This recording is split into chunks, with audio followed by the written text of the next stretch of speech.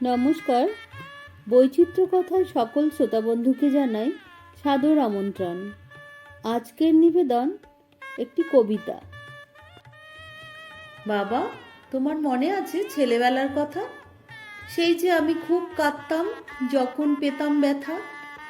তুমি তখন আদর করে নিতে আমায় কোলে, ভুলিয়ে দিতে সব অভিমান আমার সোনা বলে। আজকে তোমার ছোট্ট মেয়ে ছোট্টটি নেই আর, পরকে আপন করতে গিয়ে সারা জীবন পার। তোমার মেয়ে আজও কাঁদে যখন সে পায় ব্যথা, মাথায় হাত বুলিয়ে আজ কেউ শোনে না কথা। মারে বলে আদর করে কেউ মোছে না জল, নীরব ঘরের গোপন কোণে অশ্রুই সম্বল। ভাবছো বুঝি ফিতে বাঁধা ফ্রক পরা সেই খুকু কি করে এত বড় হলো, ছিল যেইটুকু।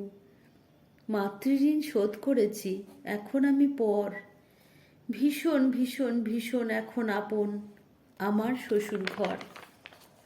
দুমুঠো চাল ফেললে বুঝি শোধ হয়ে যায় ঋণ, পুরনো স্মৃতি বুকে করেই কাটছে আমার দিন। মনে এখন পড়ে ভীষণ বাড়ির চেনা গলি, সেসব কথা মনটা খুলে কার কাছেই বা বলি। আমার কথা জেনেই তোমার ভাবছে বলি রেখা, মানিয়ে নিয়ে চলাই জীবন তোমার কাছে শেখা। যতই আমি মানিয়ে নিই, যতই করি ঘর, তবুও আমি এদের কাছে পরের মেয়েই পর। সত্যি করে বলো বাবা, নইলে কিন্তু আরি। মেয়েদের কি সত্যি করে হয় না নিজের বাড়ি?